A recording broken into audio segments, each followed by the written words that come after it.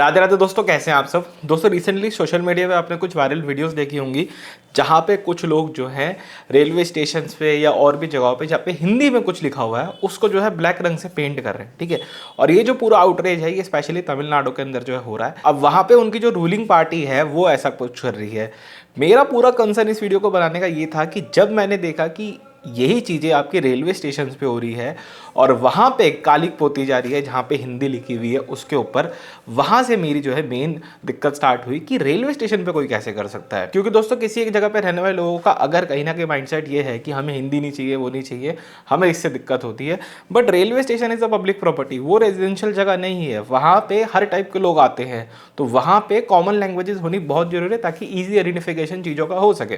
तो मेरा यहाँ से मेन जो है कंसर्न जागा कि ये तो कहीं ना कहीं जो है गलत हो रहा है और रेलवेज को इसके ऊपर एक्शन भी लेना चाहिए। एक्शन पे अभी थोड़ी देर में आते हैं। सबसे पहले जानते हैं दोस्तों कि ऐसा हो क्यों रहा है, ठीक है ना। क्योंकि अगर मैं एक वीडियो बना के आपसे डिस्कस कर रहा हूं तो हर चीज़ आपसे डिस्कस करनी जरूरी है। देखिए दोस्तों, हम सब ये बात जानते हैं कि इंडिया में एक नई एजुकेशन पॉलिसी जो है आने वाली है सारी स्कूलों के अंदर। इंडिया में जितने भी स्कूल हैं, क्योंकि सेंटर उस पॉलिसी को जो है लेकर के आएगा, जितने भी स्कूल है वहाँ पे वो न्यू एजुकेशन पॉलिसी आएगी जहाँ पे कई सारे चेंजेस किए गए हैं उस पूरी पॉलिसी के अंदर। अब यहाँ पे कुछ स्टेट्स हैं जिन्होंने उस पॉलिसी को मानने से इनकार कर दिया है और उसमें से एक इंपॉर्टेंट स्टेट है तमिलनाडु, जिसने कहा कि हम इस न्यू एजुकेशन पॉलिसी को नहीं आने देंगे अपने स्टेट के अंदर, क्योंकि ये हिंदी को इम्पोज करेगी। इसमें हिंदी के ऊपर ज़्यादा जो है जोर दिया जा रहा है।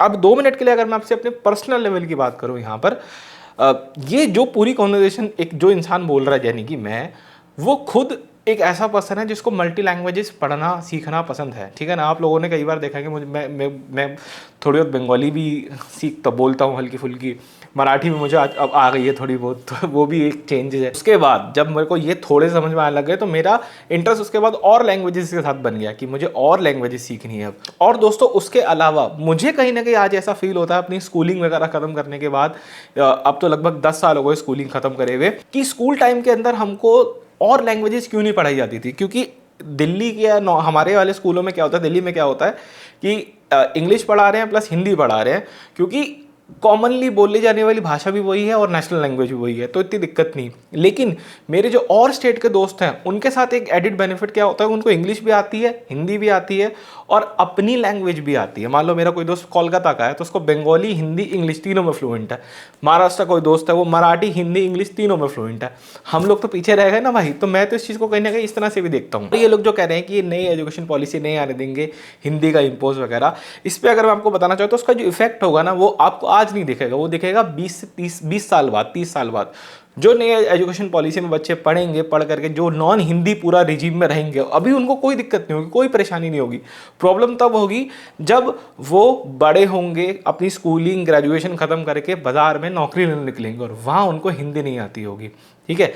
और बड़ी प्रॉब्लम होगी क्योंकि इंडिया की नेशनल लैंग्वेज तो हिंदी है ना भाई, वो तो कहीं नहीं जा रही। और मान लो आप अगर साउथ साइड में रहते हो, तमिलनाडु में रहते हो, केरला में रहते हो, आपकी जॉब लग गई गुड़गांव के अंदर, हरियाणा के अंदर, मुंबई के अंदर, तो आपको वो सीखने वाला टाइम तो देना पड़ेगा ना। आज के टाइम में मैं कितना सोचता हूँ कि यार काश हमारी स्कूलिंग के टाइम के अंदर हिंदी इंग्लिश के अलावा भी कोई और लैंग्वेज होती, तो आज दूसरी लैंग्वेज सीखने में मुझे बहुत ज़्यादा मेहनत नहीं करनी पड़ती।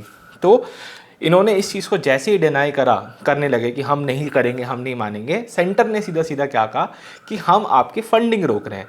लगभग 2-2.5 करोड़ की जो है फंडिंग सेंटर ने इनकी रोक दी थी कि आपको फंड देने की जरूरत नहीं है। जैसे ही ये फंडिंग रुकी, फंडिंग रुकते ही यहाँ पे पूरा आउटरीच शुरू हो गया और हमको ये पूरी सिचुएशन बनते हुए दिखी, हमको ये पूरा सिनेरियो बनते हुए दिखा। अब जब इस चीज़ को मैंने देखा तो मेरा सबसे बड़ा कंसर्न पता है क्या था कि रेलवेज इसके ऊपर एक्शन क्यों नहीं ले रहा। देखो अभी महाकुंभ वगैरह के अंदर जो श्रमजीवी एक्सप्रेस के साथ हुआ, जो पूरी आउटरीच हुई जिसके ऊपर रेलवे ने एक्शन लिया, ठीक है। अगर रेलवे इस चीज़ पे एक्शन नहीं लेता कि कोई आके स्टेशन पे काली पोत के जा रहा है, अगर ये जस्टिफाइड है तो फिर वो भी जस्टिफाइड है, उसके ऊपर भी कोई एक्शन नहीं लेना चाहिए, वो भी ठीक किया किसी ने। इसका मतलब तो ये हुआ।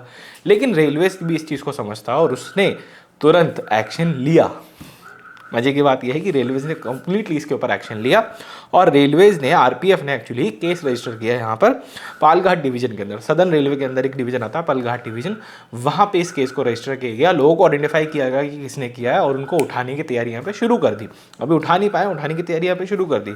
साथ ही साथ सेफ गार्ड देखते हुए रेलवेज ने क्या किया, तमिलनाडु के जितने भी इंपॉर्टेंट रेलवे स्टेशन है वहाँ पे आरपीएफ की तैनाती को जो है बढ़ा दिया, मतलब वहाँ पे ज़्यादा आरपीएफ जो है लगा दी गई है, जिससे कि इस टाइप की कोई दिक्कत वहाँ पे जो है ना फेस हो पाए। तो ये एक अच्छी चीज़ यहाँ पे जो है हुई है। ठीक है, चलिए इस वीडियो में दोस्तों इतना रखते हैं, मिलता है आपसे बहुत जल्द एक और वीडियो में। उम्मीद करता हूँ दोस्तों ये वीडियो आपको कहीं ना कहीं सही लगी होगी। अपनी जो भी बातचीत है, जो भी आप बोलना चाहते हैं, प्लीज़ कॉमेंट में ज़रूर से बोलिएगा।